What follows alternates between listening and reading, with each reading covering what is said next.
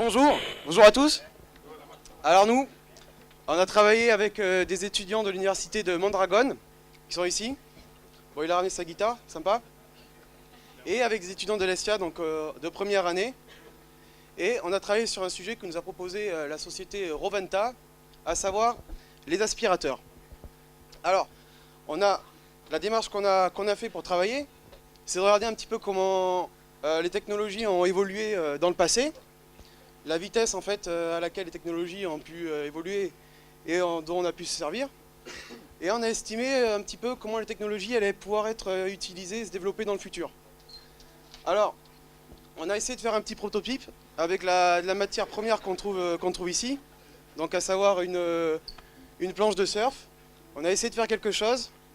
On va vous expliquer un petit peu comment ça marche. Et alors ce truc, on l'a nommé le Vacuuminator. Je vous le présente. Donc c'est moi qui fais ça. Okay. Voilà. This is a revolution.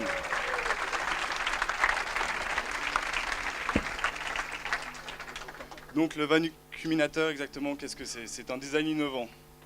On peut voir que ça ne ressemble à absolument rien de connu. Donc comme nous pouvons le voir sur cette diapositive, le vacuuminateur est séparé en deux parties. Une partie avec le conteneur et une partie technologique.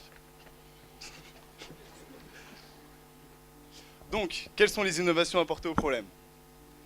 Clairement, un aspirateur, ça nous embête tous de le passer. On veut qu'il soit totalement autonome. Comment le faire devenir autonome? Avec une application pour smartphone. Vous êtes au bureau, vous pouvez lancer votre aspirateur. Comment se décrit aussi l'autonomie? Qu'il puisse se balader tout seul dans une pièce, avec des capteurs 3D. Et là où est l'intelligence, c'est qu'on va rajouter une mémoire dans l'aspirateur. L'aspirateur va savoir optimiser le temps de trajectoire, va savoir où se trouvent les déchets, va savoir minimiser sa consommation. On va guider les poussières à l'intérieur de l'aspirateur pour que le trajet de la poussière soit vraiment réduit. On va mettre des surfaces pour pouvoir guider la chose. Et là, on va encore économiser de la batterie, c'est qu'on va récupérer l'aspiration. Nous le verrons tout à l'heure sur une vidéo.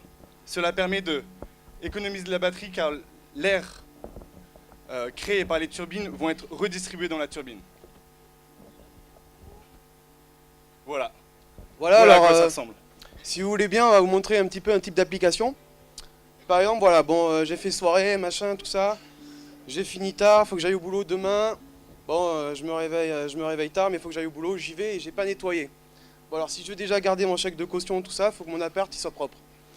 Donc je suis chez moi, je suis au bureau, je prends mon appli iPhone, machin, je me connecte, et voilà ce qui se passe. Je lance le vacuuminator, allez, va nettoyer la cuisine.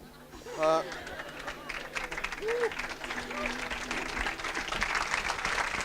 Merci à tous.